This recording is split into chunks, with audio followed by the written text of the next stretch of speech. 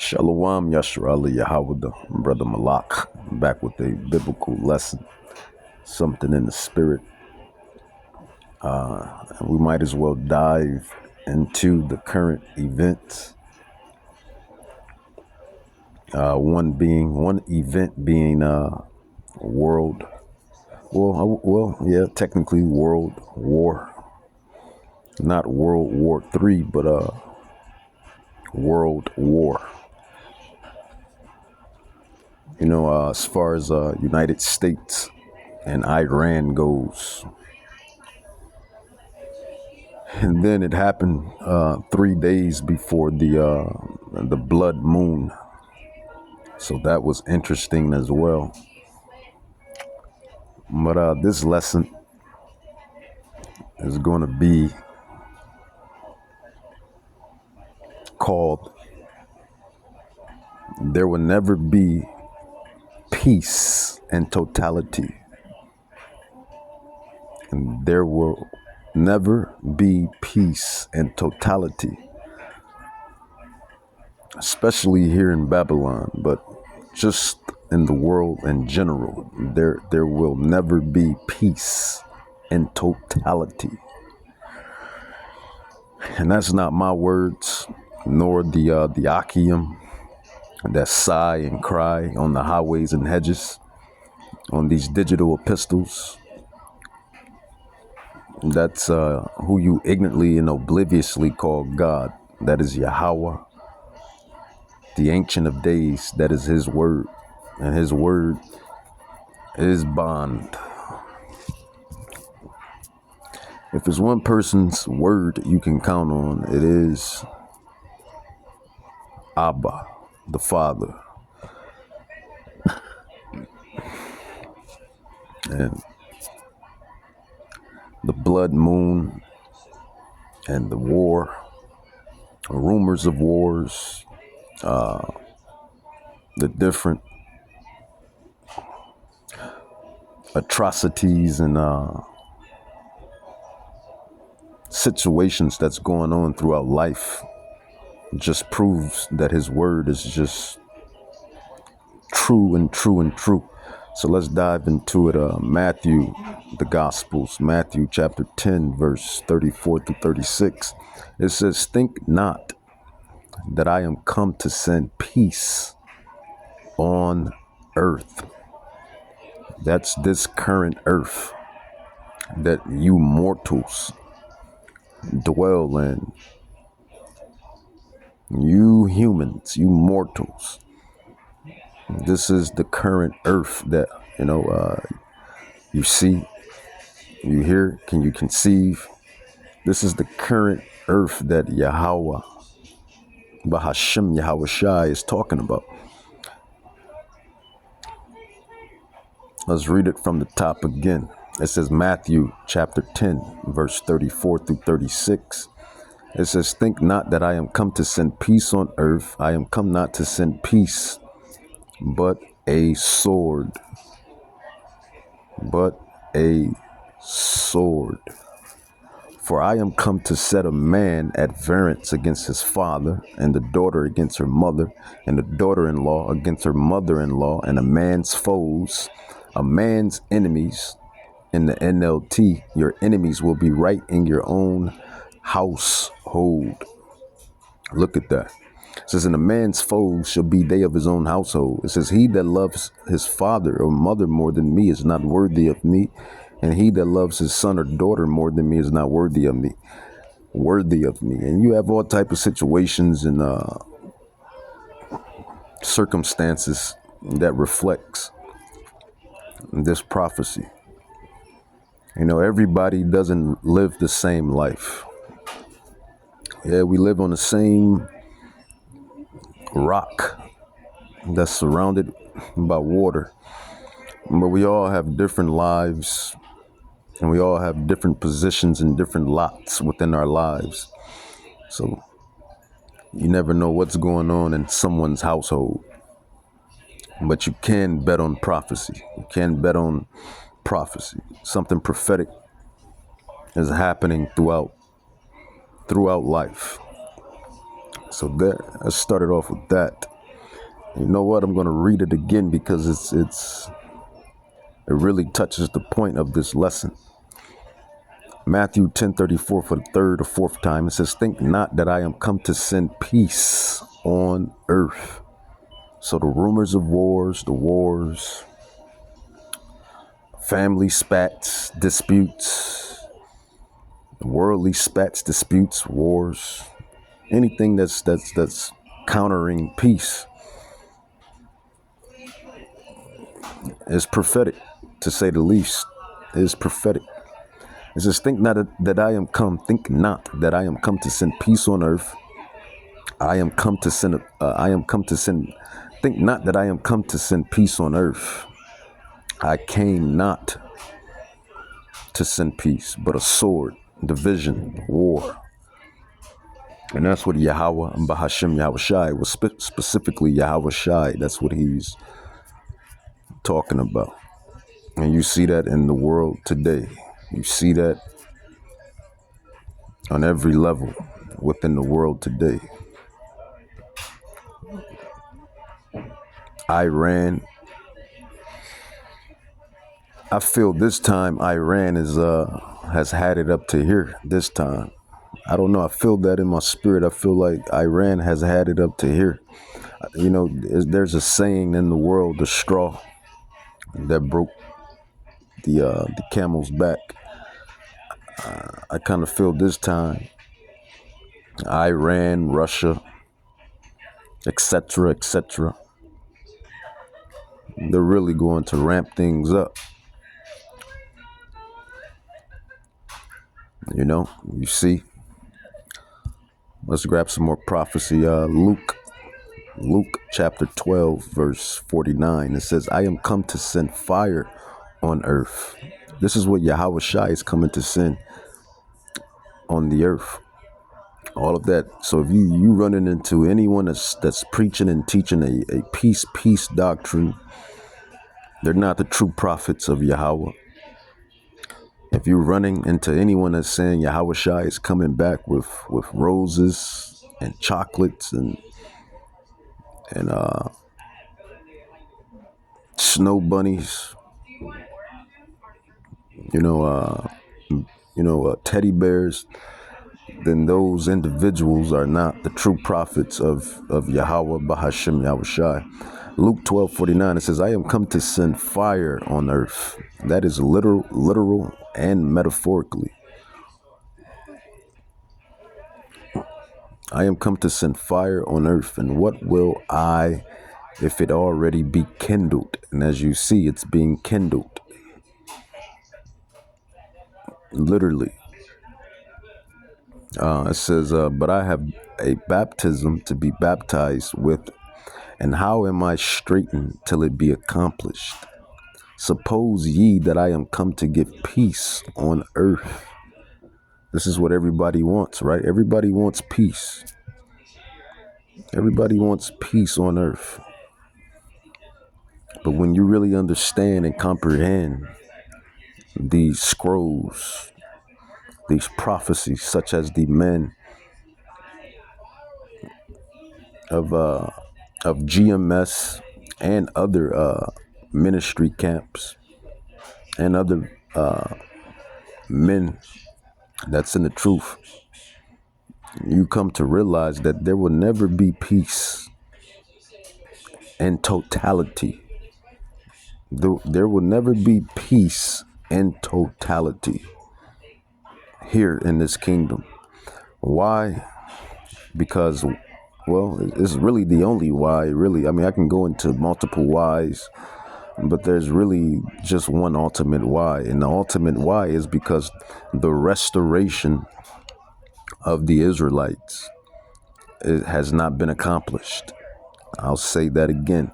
The restoration of the Hebrew Israelites, the 12 tribes scattered abroad to the four corners of the earth, according to James 1:1, Deuteronomy 64, Deuteronomy 28:68, and a plethora of others. The reason why there will never be peace and totality here in this current kingdom is because the restoration of the house of Judah and the house of Israel has not been established. So how can it ever be peace? How can it ever be peace in totality when the chosen people of God, or Yahweh rather, his name in the Lashawan Kadash, Yahweh, he is, he exists. He is, he exists. Yahweh, Yahweh. How could it ever be total peace when the children of Israel has not been restored, when the restoration has not been accomplished? It would never be peace because, it's just like a movie, man. It's just like a movie. It's just like a video game. It's just like a serious, a serious movie, a game. If the antagonist, if the antagonist is ruling,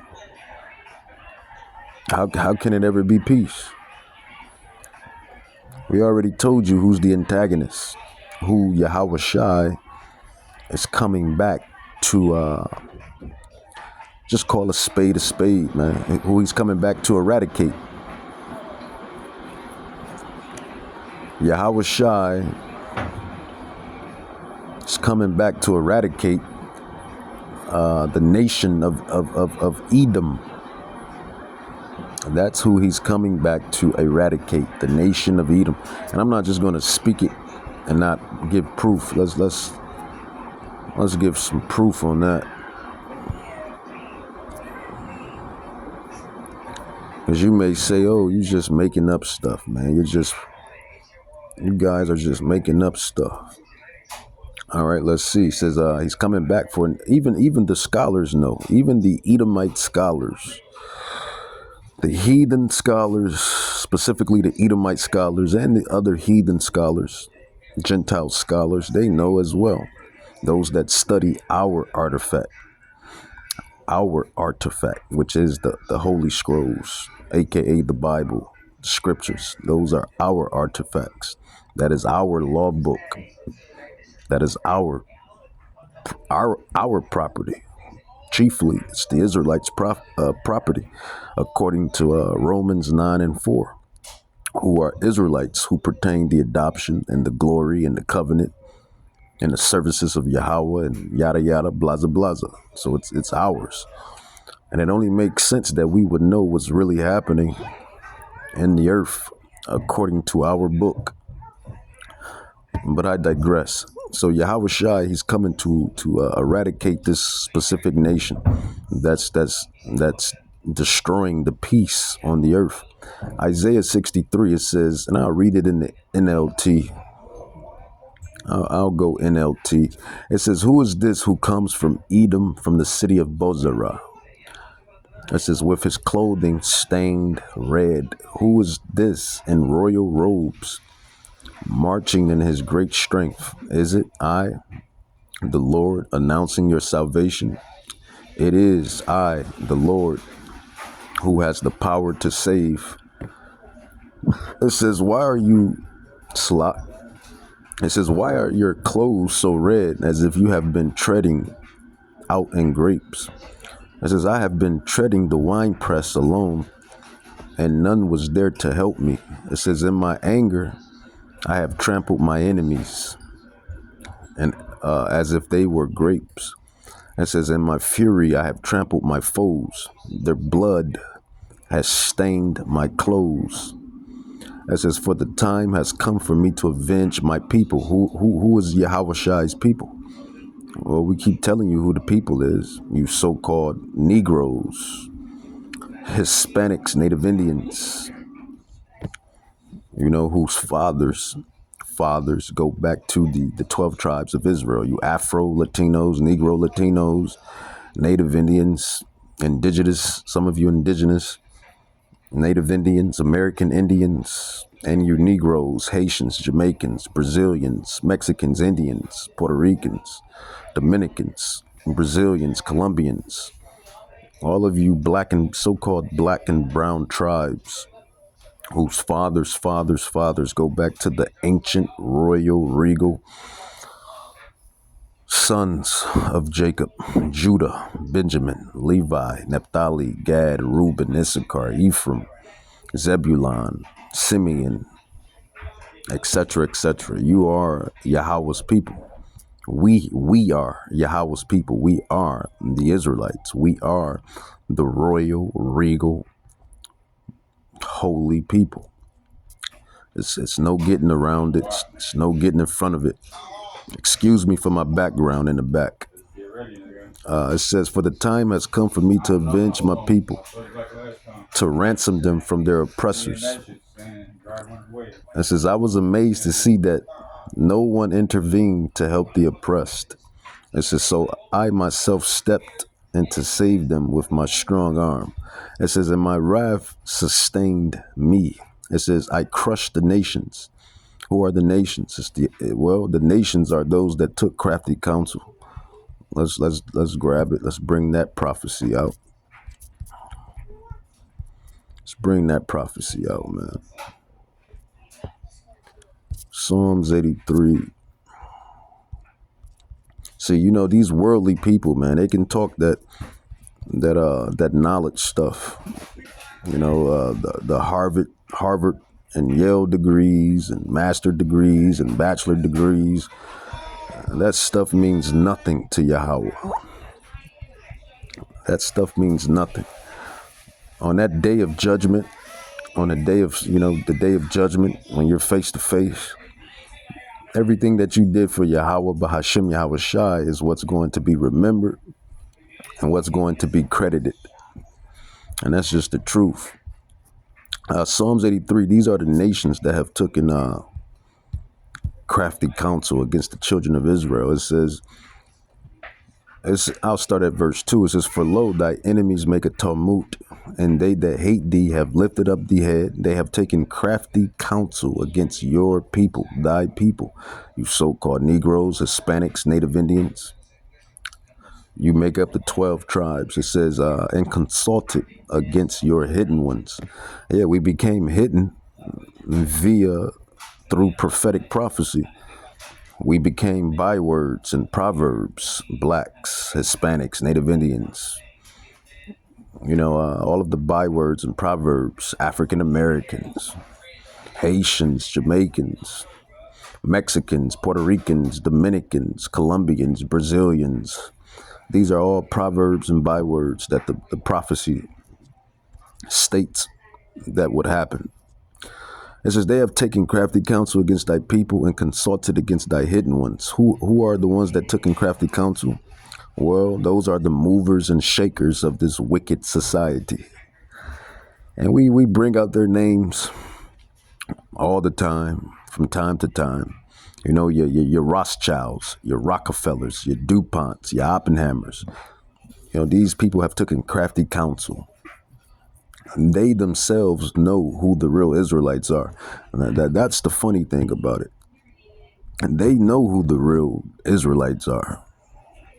Them themselves, they know who the real Israelites are.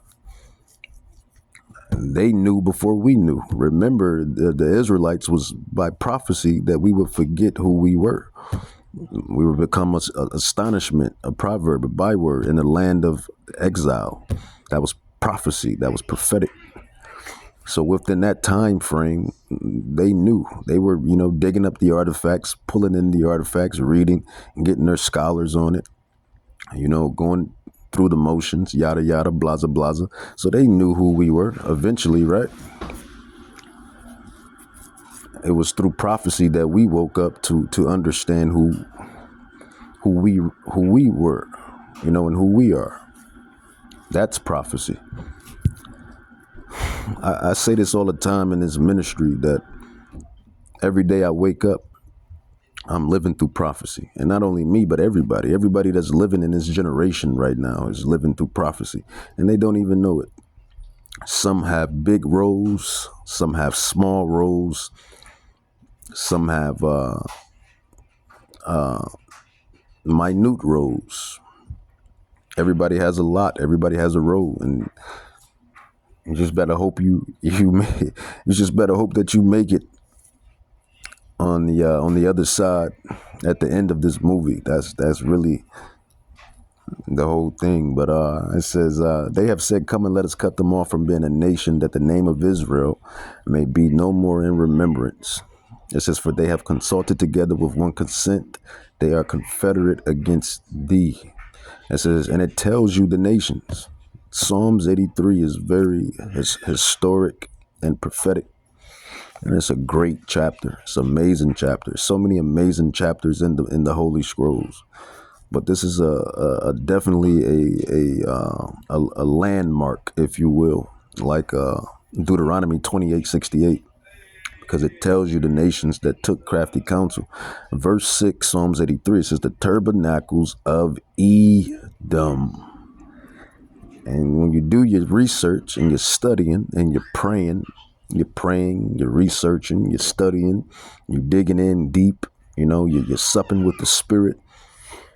You may fast, prayer, meditate, you get in the Spirit, and then, Yahweh, he reveals the secrets.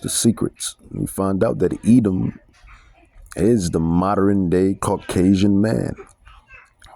That is who Edom is. You find out that the Ishmaelites, it says the tabernacles of Edom and the Ishmaelites, you find out they are the modern day Arab man. It says of Moab, you find out that they are the modern Chinese man. And then, the other nations, the Hagarians, I believe those are other Arabs, Jabal, Ammon, Japanese man, Amalek, Caucasian man. The Philistines, the ancient Philistines were the Africans. We're not talking about these modern Philistines of today. They're like a spread off people, but the ancient Philistines were Africans. Those Africans, the Hamitic tribes, the Hamites. This is with the inhabitants of Tyre, which is also Hamitic nation, a Hamitic nation as well. It says, Ashur also is joined with them. They have hope in the children of Lot, Salah. So that's prophecy. It's all prophecy, man. It's just prophecy. So to bring my point back, how can you expect peace? Because that's the lesson, right? There will never be peace in totality.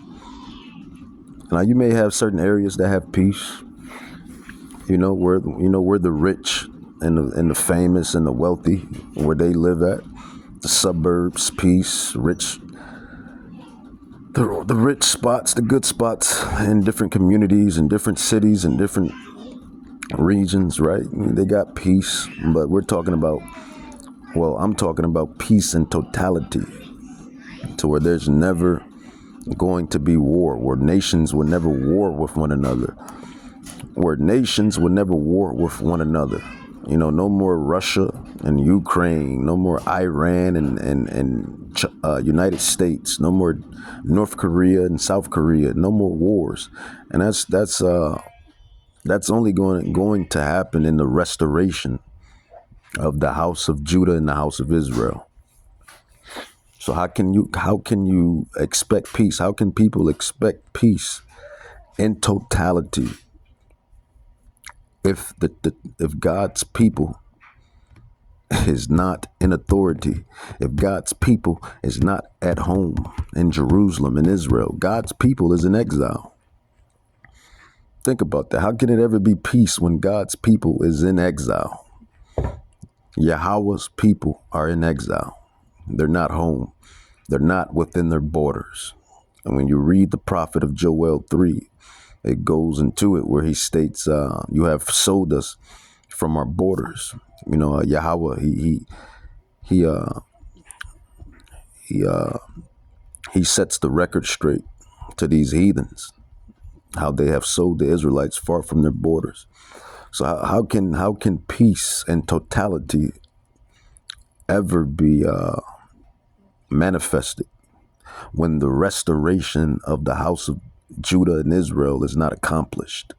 I hope you're getting that, because I'm emphasizing on that for a reason, because that's really the reason why there's going to be wars and wars. Joel chapter 3, Yahweh sets the record straight and states why he's going to bring war, World War III, for the behalf of his people, the apple of his eyes, which is the Israelites, which consist of you so-called Negroes, blacks, Jamaicans, Haitians, African Americans, Mexicans, Puerto Ricans, Dominicans, Colombians, Brazilians, and all of the rest of the places where we are scattered to the four corners, which is biblical prophecy. Now, you can believe it or don't. You can receive it or don't. Hey, the prophets have been here for the last, Elder Tahar, Elder Gabar, Elder Ramla on down. They've been preaching and teaching for 30 something years, 40 something years. So they've been here. Prophets have been here. Now, the newer prophets, including myself, and I really don't like using prophet because it's comes with